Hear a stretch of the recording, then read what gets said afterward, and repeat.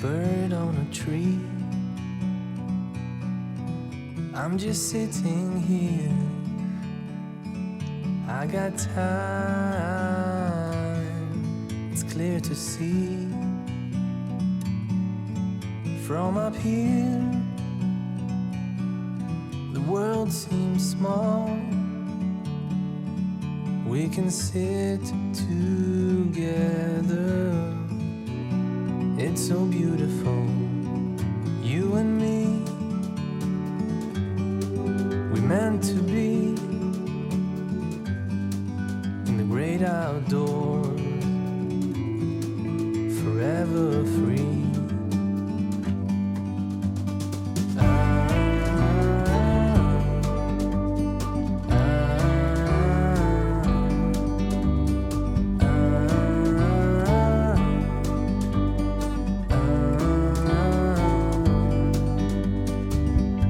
Sometimes you need to go and take a step back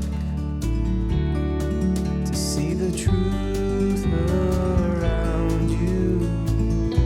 From a distance you can tell.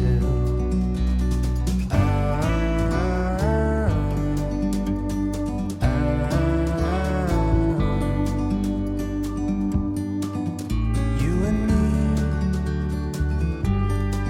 were meant to be in the great outdoors,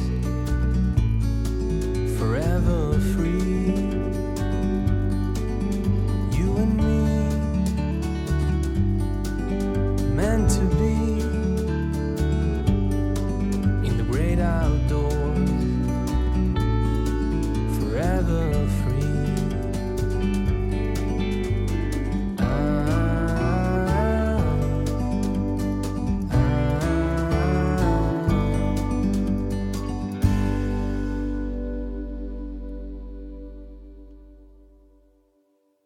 네, 그 두 번째 순서로 오늘 중부재판소에 관한 이야기를 나누겠는데요. 오늘 정병현 교수님 모셨습니다. 정병현 교수님 모시고 최지 교수님과 함께 오늘 특히 중부재판소의 한 인물에 대해서 또 그 집안에 대해서 좀 이야기를 해보고 싶어요. 중부재판소리 그럼 충청도식의 판소리라고 일반적으로 알려져 있는데 그 중부재판소리를 처음 만들었다 내지는 정립을 시켰다 후학들한테 물려줬다 하는 그 최초의 인물 이 두 명으로 거론이 되고 있습니다. 누구죠? 김성호 딩동댕? 네, 김성호과 연계다리라고 이렇게 연계다리가 김성호 이렇게 이어가고 있는데 오늘은 누구보다도 김성옥에 대한 얘기를 좀 집중적으로 해보고 싶습니다. 김성옥에 대해서 조선 참사에서 어떻게 소개하고 있지? 좀 대단한 능력을 가지고 있었는데 일찍 그 학술뿐이라고 그러죠. 이제 발이 많이 아프셨나 봐요. 그래서 일찍 돌아가셔서 이 중요한 것들을 전수시키지 못했다.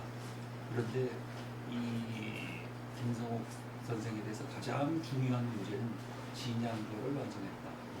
그 진양조를 완성하고 그 이제 천안 내부 사이인데 소문목이 왔을 때 아파 누워 있는데 요즘 상태는 어떠한가? 지금도 소리하는 사람들 보면 만나면 그렇게 소리조로 얘기를 하거든요. 그렇게 하니까 지금 자기의 상황이 이렇다 하는 것을 김성옥이 얘기하는데 그게 바로 진양조를 했었다. 아마 그 이전에는 그렇게 느린 소리가 없었던 것 같아요. 느린 소리가 없고 그래서 아까 저 편삭대엽, 편수대엽이라고 그랬죠. 그 숫자가 저 삭대엽이라고 그러거든요. 그것만 할 때는 자주 그러니까 좀 촉급하게 하는 그런 경우가 피는데 그렇게 좀 빨랐던 것 같습니다. 판소리에서 그렇게 빨리 하다 보니까 그냥 밀고 가는 힘만 있지 어떤 기교를 드러낸다든가 이건 할 수가 없었던 거죠. 그래서 느리게 요즘도 사실은 중요한 근음이라든가 이런 것들은 느리면서 느린 속에서 드러내고 있잖아요. 그렇게 어떤 기교를 드러내는 그런 진양조를 개발을 했다. 참 대단한 걸 개발했다 해가지고 아마 일찍 돌아가셨으니까 송은로 그리고 그 고수를 했던 김성옥이 고수를 했던 송광로 이런 사람들이 이 진양조를 널리 그렇게 얘기를 합니다. 네. 조선창극사라는 책이 있습니다. 1940년도에 조선일보사에서 출판한 책. 그게 어찌 보면 판소리사에서는 판소리의 역사나 이론을 처음으로 발행물로 만든 책이라고 볼 수 있죠. 그렇습니다. 예. 정로식에 대해서 한번 좀 말씀해 주시면. 정로식이 북으로 간 사람이기 때문에 그렇죠. 이 정로식에 대해서 주로 많이 얘기를 하지 않았는데 사실은 이 독립운동 33인인가요? 33인 그 이외에 몇 분을 더 추가를 하는데 그렇게 이 34인 이런 속에 얘기를 해줍니다. 그만큼 이 독립운동 열심히 했던 분이고 또 나중에 이제 북한에 가서 높은 관리를 했었고 그래서 이쪽에서는 그 정로식에 대해서 별로 얘기를 하는데 저 김제군입니다. 전라북도 김제군. 원래 거기가 평야지대이고 그래서 좀 여유가 있는 곳이니까 아마 어려서부터 이 풍류 그리고 판소리 이런 쪽에 상당히 관심을 많이 가지고 있었다 그런 생각을 합니다. 그래서 어려서부터 그 명창들의 소리를 많이 들었고 또 그런 사람들의 소리를 들은 사람에게 또 들었고 해서 저 40년에 조선창극사를 쓰기 전에 벌써 좀 이 조선창극사를 쓰기 위한 기초 자료 조사를 했어요. 그걸 먼저 발표를 했었고 그 다음에 다시 이것을 수정을 해서 40년에 조선창극사를 만들었죠. 그런데 이 주로 그 자기 자신이 모르는 부분, 그 소리꾼들에 대해서 잘 모르는 부분은 누구에게 장을 구했느냐. 그때 당시 정읍에 있었던 전도성이라는 명창이 있었습니다. 이제 그 일제 식민지 기간 이 동안에 열심히 그 명창으로서 활동했던 분 이걸 근세 오명창이라는 얘기를 하는데 여러 분 중에서 그냥 어떤 사람은 넣기도 하고 빼기도 하는데 오명창 중에 한 분이다. 그러니까 그 어떤 사람은 전도성을 빼기도 하고 또 넣기도 하고 그러는데 제가 전북 임실에서 태어났습니다. 초등학교, 중고등학교는 전주에서 다녔지만 그런데 이 전도성 그분이 임실 분입니다. 대단히 관심을 가지고 했었는데 그분이 임실 관촌이라는 곳에 태어났다고 그러는데 저 직접 한번 그 태어난 곳 마을까지 갔었는데 전혀 그분에 대한 행적이 사람들이 모릅니다. 그런데 그분만 모르는 게 아니라 대체로의 판소리 명창들이 그 태생지가 어디냐, 출생지가 어디냐, 또는 어떻게 살았느냐 이런 걸 알 수가 없는 이유가 대체로는 무계 집안이기 때문에 그렇습니다. 저 어렸을 때만 해도 그 무속 관련되는 분들은 같이 안 살고 저쪽 마을 뒤에 산 밑에나 살고 그렇지 않습니까? 그래서 대체로 그런 김현수 선생님도 제 생각에는 그런 것 같아요. 그렇게 따로 떨어져 살았기 때문에 그런 출신의 문제 이런 것들 상당히 감추려고 했다고 하는데 전도선 선생도 그래서 일찌감치 고향을 떠났고 그래서 나중에 이 정읍에 거주를 하고 있었는데 틈만 나면 이 정로식이 전도성을 찾아가서 아주 그 소리꾼에 대한 해박한 지식을 가지고 있었고 많이 알았다고 그럽니다. 그래서 이 정읍 많이 찾아다니면서 조선창극사를 완성했다 그러는데 이 조선창극사가 한학에 워낙 밝은 분이니까 그 한시도 많고 한문도 많고 그렇거든요. 그래서 다 판소리를 얘기하려면 무조건 조선창극사를 다 봐야 되는데 사람들이 그 한문으로 많이 돼 있기 때문에 그렇게 많이 쉽게 접근할 수가 없었거든요. 제가 2020년이니까 그보다 한 전에 한 17, 8년 전, 2017년이나 이 무렵에 그걸 교주를 했습니다. 교주 조선창극사를 냈는데 그때까지 되질 않았. 저를 기다렸던 것 같습니다. 교주 하기를. 그래서 제가 교주한 그 책을 또 사람들은 이제 앞에 있는 조선창극사를 보지 못하고 제가 교주한 그 책을 많이 봐서 저도 그 책이 좀 많이 팔려서 새로 2세본을 만들고 그랬습니다. 그 조선창극사라는 책이 이제 뜬금없는 얘기 같이 들리시면 김성옥과 관련돼서 굉장히 중요한 기록이 그 안에 담겨 있어서 창극사라고 써 있지만 창극 어떤 극이 아니라 그때 용어가 판소리라는 용어가 일반적 용어로 쓰이지 않았기 때문에 그렇죠. 예, 한자로 옮길 때 그렇게 옮겼던 것이죠. 아니 판소리도 이 조선 창덕사에도 판소리라는 말이 한두 군데가 들어갑니다. 있어요. 용어가 있는데 이것이 지금처럼 보편적으로 쓰인 건 아마 해방 이후가 된것 같습니다. 그래서 그 당시에는 참극, 참국조, 뭐 타령, 판소리 여러 가지로 불렀는데 가장 많이 쓰인 게 참극이었어요. 제가 기억에 남는 건 지금 한 줄을 기억에 남습니다. 그 김성옥의 아들이 김정근인데 그 김정근이 그 개발했다고 창안했다고 하는 그 음악이 뭐죠? 상공적이 당당 성공을 창안했다. 그렇죠. 그러니까 아까 교수님 말씀해 드리면 김성옥은 참 김성옥이 강경 사람이거든요. 충청도죠 강경. 근데 그 강경에 살았던 김성옥이 죽기 말년에 아까 교수님 말씀 말년에 돌아가실 때 즈음에 진양조라는 걸 창조를 했고 그리고 그 아들은 또 삼공제비 네. 그거를 만들었다고 하면서 그 정무식 존창세 새롭기를 이를 보아 조선의 소리는 이 김문에서 다 되다시피 했다 이렇게 총평을 해놨어요. 근데 이게 굉장한 칭송이죠 사실. 그렇습니다. 예. 그거에 대해서 어떻게 생각하십니까? 이 지금은 대체로 혼합으로 그 판소리의 흐름이 가 있다.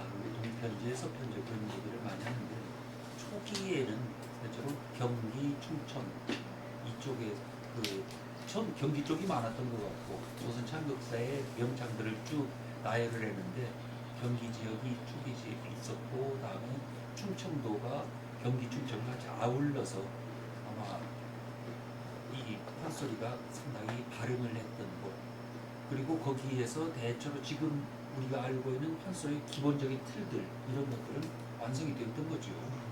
그러니까 그런 거기에서 이 김성옥과 그 아들이 중요한 소리끼를 만들어 놨으니까 이 판소리가 김문에서 이루어졌다는 말을 해볼 것이죠.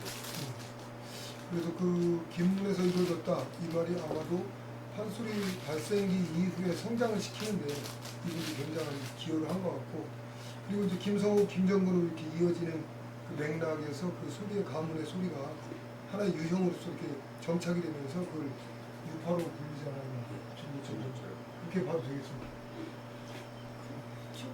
중고제라는 말이 처음서부터 쓰인 건 아니고요. 네. 나중에 동편제나 서편제처럼 판소리 유파가 유명해지니까 그러면 옛날식으로 부르는 거를 우리가 중고제라고 합시다. 이렇게 좀 암묵적으로 합의가 된 것 같은데 그 한 1920년대쯤 뭐 일동타임스 이런 신문에도 중고 소리 뭐 박기영 소리가 뭐 제대로 여기가 종장이다. 중고 소리가 제대로 된 판소리지 요즘 나오는 신식 소리는 이거 다 좀 안 좋다. 이런 식의 그 신식 소리에 대한 그 비평적인 내용이 들어가 있어요. 그러니까 정통을 이은 소리다 이런 개념이 아마 중고라는 말에 들어가 있었던 것 같고 그래서 고제를 잘 이어받았다. 그 고제를 퍼뜨리면서 법제나 표준을 어떤 사람에 의해서 만들었다. 이제 그런 거가 이제 유파의 개념이니까요.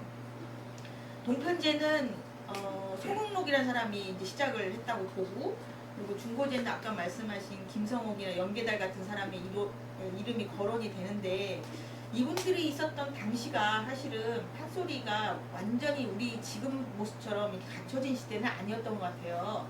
그러니까 지금 그 조선 창극사에도 김성옥이 시조나 음률을 연구하다가 진양조를 개발했다.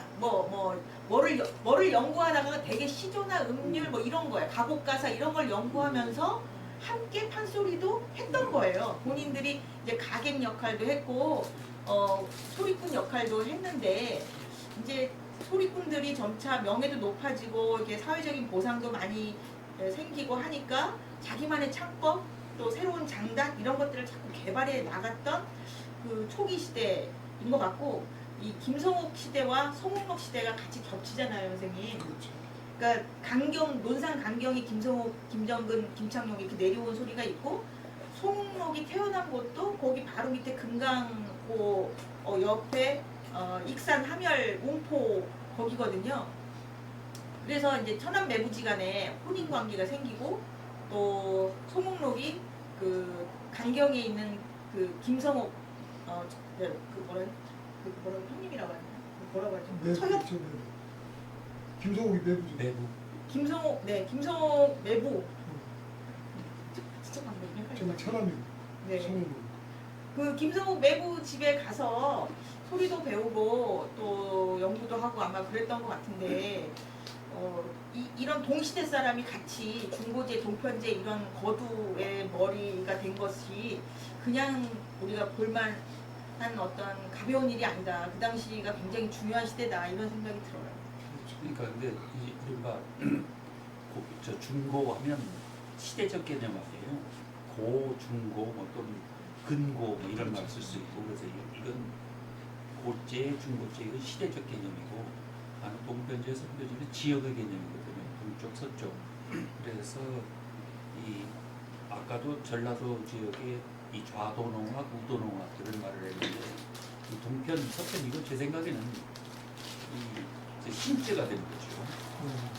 저 고제가 있었고 그래서 고제라는 건 이 각 지역마다 다 가지고 있었던 소리들 이것을 이 서울에서 우리가 서울로 사람들이 모여가지고 연습을 하고 그래가지고 그 연희를 했었거든요. 그런 연습하는 과정에서 각 지역의 소리를 다 듣고 그러면서 아마 좀 바닥을 잡아가고 점점 어떤 틀을 잡아가는 여기에서 생긴 것 이게 아마 하나의 주류를 이뤘던 게 이게 중고제가 아니었겠는가.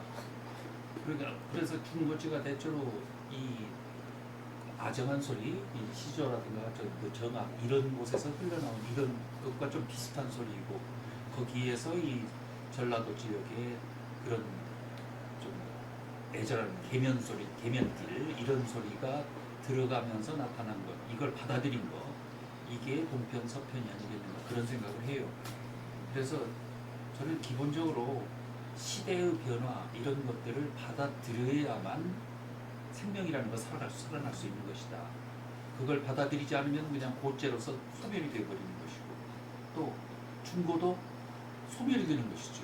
그래서 중고제도 계속 진행이 되려면 새로운 것들을 받아들이면서 마치 호수가 받아들이고 물을 받아들이고 물을 배출하고 그래야 썩지 않는 물이잖아요. 그런데 그냥 그대로 갇혀 있으면 썩는다는 말이죠. 그래서 받아들이고 내보내고 하는 그런 순환 과정, 신진대사가 있어야 살아있는 것인데 그런 과정이 어디가 딱 막히게 되면 소멸이 된다는 거죠. 아마 중고제의 그 부활, 부흥 이것도 그런 점과 좀 연관을 지어서 그 생각을 해야 될 것이다. 이렇게 새로운 걸 이 시대를 받아들여야 되는 것이죠. 받아들이는 것이 뭐를 받아들여야 이것이 부흥할 수 있겠는가. 특히 이 박서만 선생이 지금 중고제의 그 최후 고루라고 생각을 하고 계시는데 최후가 되지 말고 시조가 되려면 뭐를 받아들여야 되겠는가. 그래서 완성길로 가야 되겠는가. 이런 것들을 많이 좀 생각했으면 좋겠다. 그런 생각. 아유 갑자기 이게 시대를 받아들인다는 게 되게 중요한 것 같아요. 가곡도 만대엽, 중대엽 이렇게 내려오다가 빨라진 상대엽이 유행이 되니까 가곡이 비로소 상대엽으로 정착이 되고 악곡도 많이 생긴 거잖아요. 그런 것처럼 당시에는 18세기쯤에는 음악 변화가 굉장히 많이 일어났는데 가곡이 그렇게 상대엽으로 정착이 된 것처럼 거기 가곡 안에 아까 타령 연주하셨는데 판소리도 타령이라고 했거든요. 처음에는. 근데 그 타령과 관계된 것인지 아니면 타령 장단과 관계된 것인지 아니면 사설을 아까 편수대업처럼 이렇게 주절주절 읊으니까 그 타령을 말한 것인지 이런 타령에 대한 그 18세기 개념도 조금 알아볼 필요가 있겠다 그런 생각이 들어요. 근데 타령 연주하시는 거 아까 들어볼 때 되게 빨리 연주하시더라고요. 거기 맞춰서 판소리 됩니까? 그러니까 아까 나 좀 그거 여쭤보고 싶었는데 그 타령과 뭐 가령 이 박타령이라든가 백이장 타령이라든가 이런 것들은 전부 타령이라고 불렀거든요.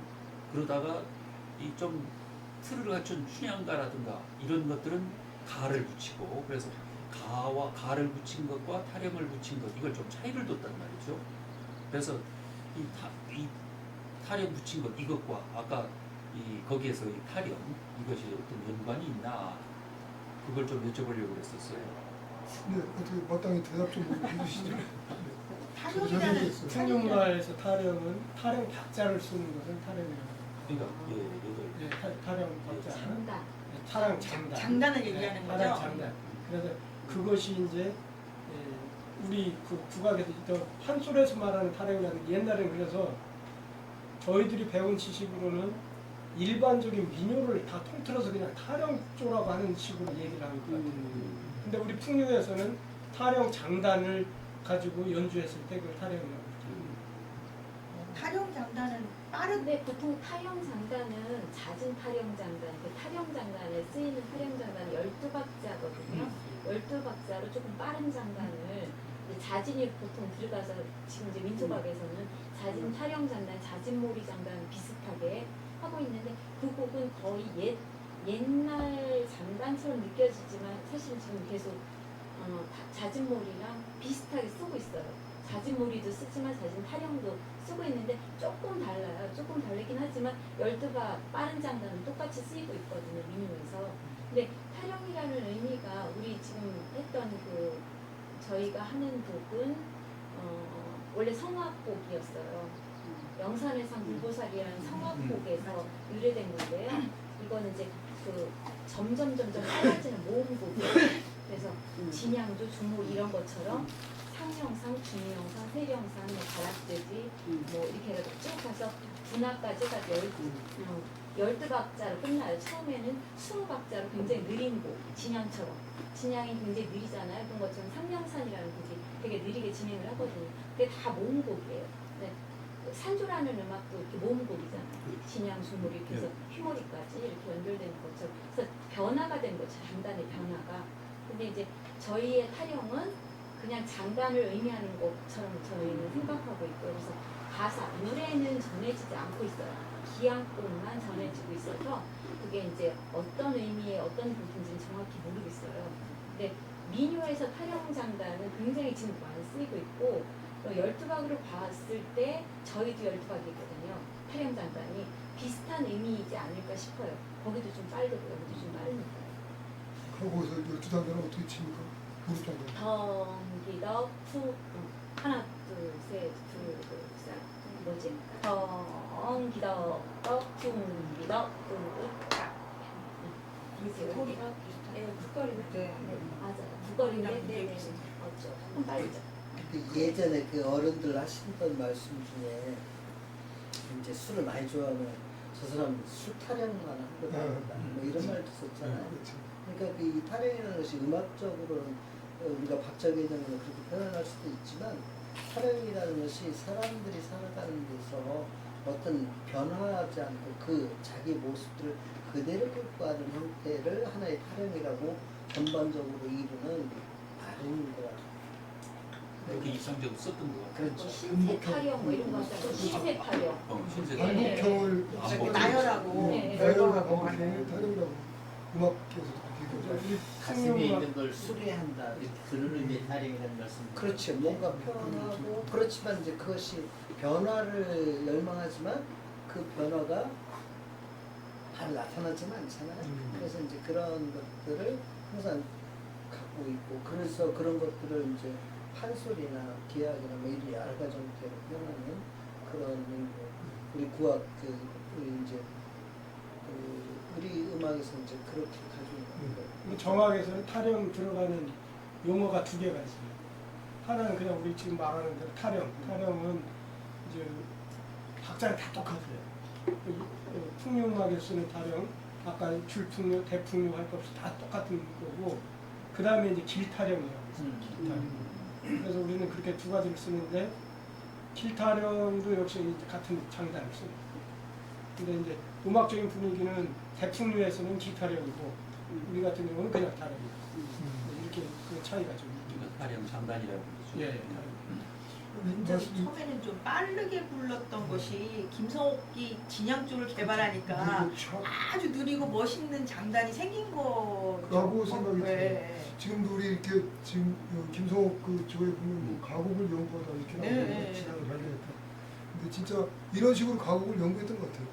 그 당시에 많은 그 양반들 또는 그 사대부들 중심으로 했던 이런 음악들이 민간에 영향을 줬을 것이고 그 듣는 사람들은 음악가들은 그걸 어떻게 따가지고 멋진 가곡으로 이렇게 뭐 멋진 자기 성악곡으로 만들려고 노력했을 것이고 그러다가 느린 진양이 나오면 그렇게 진짜 그 보여지고 논산에 또 유학자가 또 엄청나게 많았지 않습니까? 그러니까 그 유교 문화와 관련해서 음악에 대한 수요도 많았을 것 같아요. 이건 제례나 아니면 집안 잔치나 관이나 이런 데서 끊임없이 음악 수요가 있는데 그 음악이 이제 그 뭐 풍요 음악도 있었겠지만 그런 것들이 새로운 음악을 좀 개발해서 자기만의 어떤 그 뭐랄까요 좀 자기만의 어떤 그 정체성이나 노하우 이런 걸 좀 갖고 있으려면 끊임없이 새로운 음악을 자꾸 개발하지 않으면 안 되는 그런 시대적 분위기도 좀 있었지 않겠나. 그 음악가들이 대체로 좀 그렇더라고요. 성향들이 작가들도 그렇지만 음악가는 특히 이제 전통 음악을 하는 사람들은 고답적으로 그 했던 걸 계속 반복하는 것을 좋아한다 이렇게 생각할 수 있어. 그런 편견이 있을 수 있는데 반면에는 그렇게 하는 건 숙제처럼 여겨지고 자기가 자신의 어떤 의지를 담는 새로운 음악을 만들어내고 싶고 또 새로운 이야기를 하고 싶고 이런 의지는 뭐 누구나 다 갖고 있는 것 같아요. 그래서 하지만 또 이제 고답적이다 이런 표현들도 조금 어폐가 있는 건 뭐냐면 연주할 때마다 자기 호흡이 실릴 때마다 자기 생각이 투영될 때마다 그날 감이 다르잖아요. 듣는 사람이나 보는 사람도 그게 마찬가지로 계속 교호가 되니까 사실 그걸 너무 뭐랄까 개념적으로만 딱 정의했을 때는 너무 좀 건조해지지만 내용적으로 파고 들어가 보면 그렇게 고답적이라고 하는 것이 나쁜 걸로만 이렇게 할 수도 있고 또 고답적인 음악을 하는 사람들은 고전 음악 하는 사람들은 창조적이지 않다 이런 편견도 우스꽝스러운 얘기 같기도 하고 그런 얘기가 듭니다. 금방 김성옥이 학설풍이 걸려가지고 앉아있다가 이제 누워가지고 생각했다고 하잖아요. 그러다가 이제 그 성옥이 딱 쌀인문을 열고 들어오면서 아이고 매형 그간 병세가 왔다 이러니까 아이고 무시가 어떠고 아니 그 지금 매형 뭐한 거야? 아니 기가 막힌 거라 그러네. 듣도 못한 건데 다시 한번 해봐. 그러게 힘들어서 뭐라고 그래서 진양조가 새로운 장단 나왔다. 깜짝 놀랐다는데 아마도 제 생각에 또 지금 옛날 사람들하고 뭐 고답적이고 뭐 이런 거 아니라 생활이잖아요 그게. 그리고 생생하게 살아있는 생물로서 존재했기 때문에 아마 이런 지금 우리 살아서 지금 서로 막 교감하면서 얘기하듯이 이런 생각들로 작동을 하다가 뭐 새로운 것도 나오고 또 몇 개를 세기도 하고 뭐 이러지 않았나 이런 생각이 듭니다. 그 김정근이 아까 삼공접이 만들었다고 했는데 삼공접에 대한 그 실체는 아직 밝혀지지 않았죠. 교수님 뭐 어떤 거라고 생각하십니까? 저도 알 리가 없죠. 더군다나 음악 하신다는 거. 음악가들이 아무도 몰라요. 그런데 정명식이 그 천연 상사에 그렇게 찬사를 크게 해놨기 때문에 그것이 진짜 궁금하거든요. 그러니까 그 시대 이 송문록 김성옥 송문록의 시대 또 김정은까지 대체로 이 시대까지 어떤 틀을 만드는 작업들 그래서 진양조라든가 선문적이라든가 이런 것들을 만든 사람들이 대체로 전기 팔명장이었던 것 같아요. 후기 팔명장 정도 된 내려오게 되면 새로운 것을 만드는 거거든요. 그러니까 아까 이 진양조라든가 선문적이라든가 이런 것들은 모든 소리에 들어갈 수 있잖아요. 그런데 후기 팔명장에 오게 되면 이 사람들이 하고 있는 거 이건 특정한 부분들 이것을 자기 본능으로 드러내는 이것이었지 모든 것에 적용할 수 있는 건 아니라 가령 권상동의 설렁죄 같은 건 춘향가에도 들어갈 수 있고 수군가에도 들어갈 수 있고 이렇게 모든 것에 적용이 가능한데 그래서 이 삼공접이 이것도 김정근 이 사람들이 판소리의 길을 만들었다고 하는 그것이 제 생각에는 그런 아까 말한 것처럼 모든 것에 적용할 수 있는 판소리의 어떤 이것을 말하는 것이 아니겠죠. 그래서 기본 형태 같은 거, 기본 구조를 짜는 과정이었다. 그러니까 진양조도 보면 아까 그 김성옥에서 들었는데 그걸 아마 적용하고 직접 드러내는 데는 상당히 시간이 걸렸을 거 아니에요. 이 조선 창극사에 보면 소문록조에서 엄청난 부분을 이 맹렬과의 사랑에 담았거든요. 맹렬이라는 여성이 있습니다. 그 여성이 있어야 그 소문록도 나올 수 있었다. 그 생각을 하는데 처음에 소음록이 명창이 되는 것에서도 이 맹렬이가 인정을 안 하니까 왜 인정을 안 하느냐, 가서 더 해라 해가서 더 공부를 해오거든요. 가서 했더니 막 그냥 가만히 있질 못하는 거예요. 맹렬이가 소리가 너무 좋아. 그래가지고 그냥 대구 관기였는데 때려치고 소음으로 따라가 버리거든요. 그러다가 또 싸우고서 맹렬이가 도망을 갔다고 하니까 그 둘 다 잘난 두 남녀 아니겠습니까? 그 오기 때문에 이제 차마 붙잡질 못하고 그랬는데 이제 정말 가는구나 해서 거기에서 서글픈 자기의 마음을 소리로 불렀는데 이 맹렬이가 들어보니까 처음 들어보는 소리. 그게 바로 그 진양조의 완성이다. 그런 얘기를 하거든요. 맹렬아! 저쪽에 여자가 모든 예술의 완성. 그 전라도 흑타령에 이 맹렬이 들어있어요. 나옵니다. 가지 마요. 아까운 청춘 예. 다 늙어간다. 아니, 가려면 네가 가지. 그렇죠. 몸만 가지. 점 두고 가느냐. 맹렬이가 굉장히 유명한 이게 삼촌이라 되게 힘들잖아요. 멘토지 멘토. 삼촌이라. 네. 그래서 맹렬이 부르는 게 굉장히 삼촌으로 네. 나와서 되게 부르기 힘든 기억. 이제 김창룡 얘기를 좀 나눠보고 싶어요. 김창룡은 아까 금방 우리가 충청도 강경이 금강이잖아요. 금강하고 이제 시작되는 부분인데 사실 우리가 지역 개념을 이렇게 행정구역으로 딱 나누는 건 별로 의미가 없잖아요. 금강권 문화로 많이 되는 거죠. 금강권 여기 내포권 아까 선생님 말씀하신. 근데 내포권과 금강권이 좀 다르더라고요. 기질도 좀 다르고 일단 말투가 좀 달라요.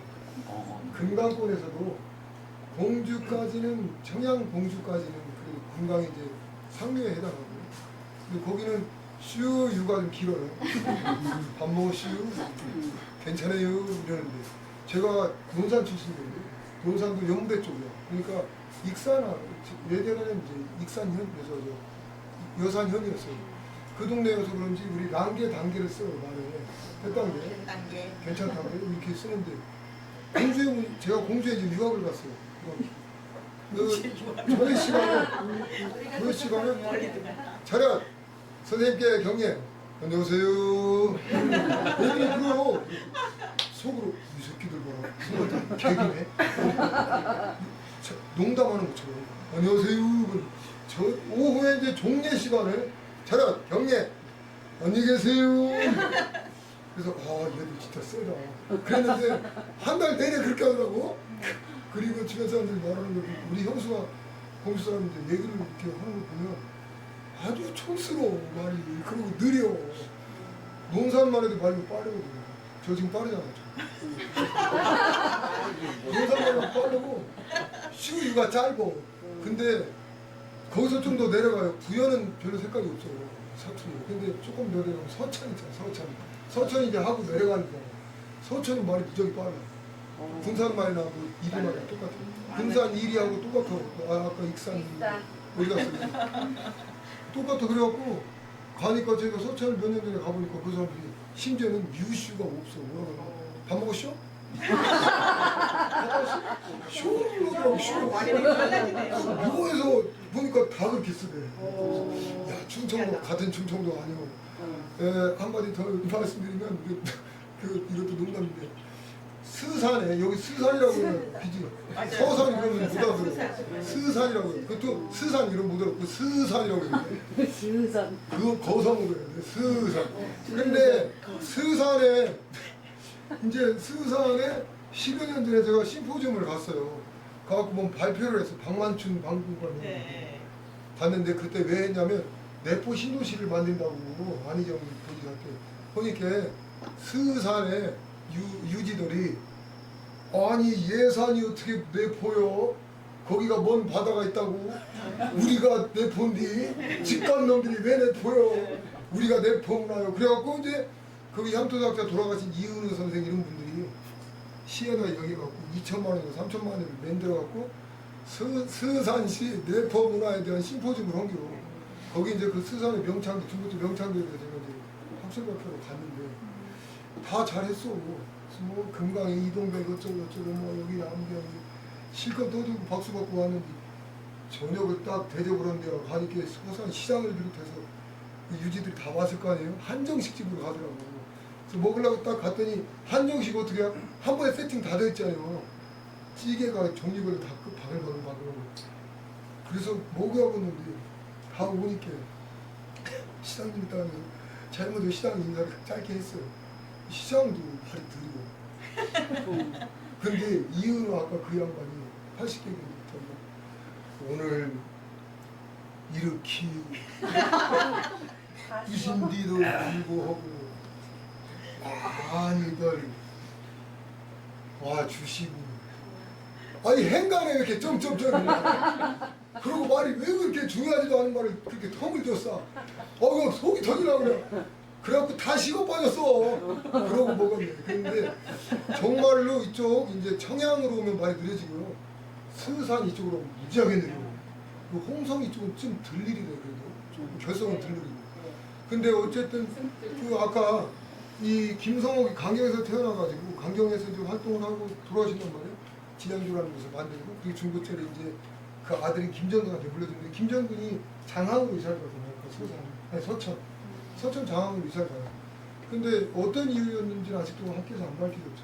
어떻게 알아요? 뭐이 중고제 명창들에 관해서는 이제 아예 결선 최선달이라든가 하한담이라든가 여기에서부터 시작해서 아주 명쾌하게 연구를 하신 분이 바로 최혜진 교수여서 김창룡 선생님 말하는 걸 한번 좀 들어봤습니다. 그래서 그렇게 쭉 가서 김영근이라고 하는 김성옥의 강경 김성옥이 김정근을 거기서 강경에서 나왔고 중간에 아버지가 돌아가시고 아마 이사를 간 것 같아요. 아버지 김성옥이 30대 유조를 하고 있어요. 그래서 천재는 박명이에요 진짜. 다들 뭐 잘하려고 하지 마요. 어딘가 하다가 안 그러면 금방 가. 그래갖고 김정근이 이제 어떤 년이었든지 장항이라는 데를 가서 살아요. 거기서 아들 김창룡이라는 분을 낳아요. 여럿을 낳지만 김창룡이라는 사람이 판소리의 명창이 되거든요. 그래서 일제강점기에 아까 말씀하신 근대 오명창, 근대 시대의 일제강점기에 오명창에 손꼽는 이가 바로 김창룡이죠.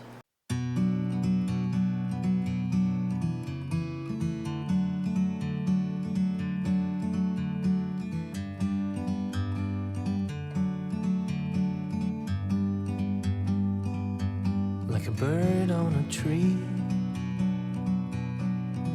I'm just sitting here.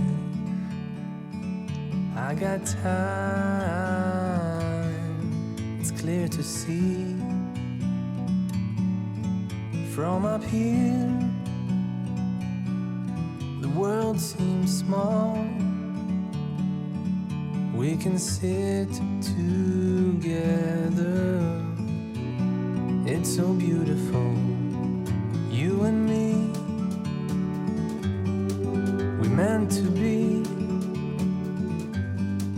in the great outdoors, forever free.